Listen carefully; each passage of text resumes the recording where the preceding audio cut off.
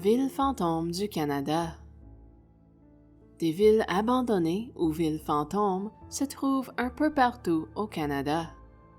Certaines villes fantômes deviennent des attractions touristiques, alors que d'autres sont laissées à l'abandon.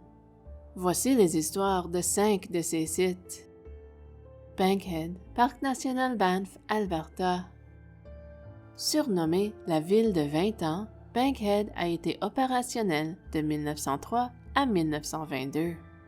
À l'époque, l'exploitation minière dans le Parc national de Banff était non seulement permise, mais encouragée. Des compagnies minières comme le chemin de fer du Canadien Pacifique, qui exploitait la mine de Bankhead, versaient au gouvernement une redevance de 10 cents par tonne de charbon extraite. La compagnie a soudainement fermé la mine en 1922. La ville a été démantelée et certains bâtiments ont été déplacés dans la ville voisine de Banff. Camp 30, camp de prisonniers de guerre, Clarington, Ontario. Cette ancienne école de réforme pour garçons, ouverte dans les années 1920, a été transformée en camp de prisonniers de guerre pour les officiers allemands capturés pendant la Deuxième Guerre mondiale. Le camp a connu une importante tentative d'évasion de 4 prisonniers, dont un capitaine de corvette commandant d'un sous-marin. Il a également connu un violent incident au cours duquel des prisonniers se sont barricadés à l'intérieur des murs. Après la guerre, le site a de nouveau abrité une école, jusqu'à son abandon en 2008, bien qu'actuellement des efforts soient déployés pour le restaurer. Lac Minnewanka, Parc national Banff, Alberta. Contrairement aux autres villes mentionnées ici, le lac Minnewanka se trouve complètement sous l'eau. Cette ville fantôme, qui à l'origine a été un village de vacances créé en 1888, ne peut être visitée que par des plongeurs expérimentés.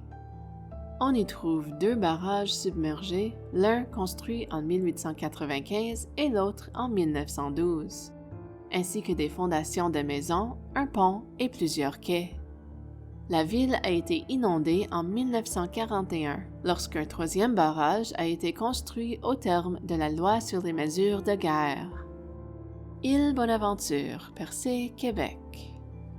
Les visiteurs du Parc national de l'île Bonaventure et du Rocher Percé au Québec peuvent explorer une ville abandonnée et aller voir une colonie de fous de bassin comptant 110 000 oiseaux. L'île abritait un village de pêcheurs depuis l'époque française, mais vers 1967, il n'y avait plus d'habitants à l'année, et elle était surtout une destination touristique. L'île a été achetée par le gouvernement du Québec en 1971, qui l'a intégrée au parc. Broughton, île du Cap-Breton, Nouvelle-Écosse. Les fondateurs de Broughton avaient de grands espoirs pour leur ville de compagnie, qui devait accueillir jusqu'à 10 000 habitants. L'une des premières villes planifiées du Canada, elle comptait 2 hôtels et les premières portes tournantes du pays.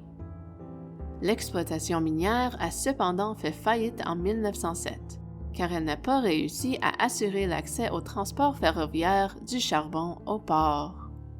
Après avoir brièvement servi de camp d'entraînement militaire pendant la Première Guerre mondiale, la ville a été abandonnée et est depuis tombée en ruine. Apprenez-en plus sur les villes fantômes en consultant notre article de l'Encyclopédie canadienne.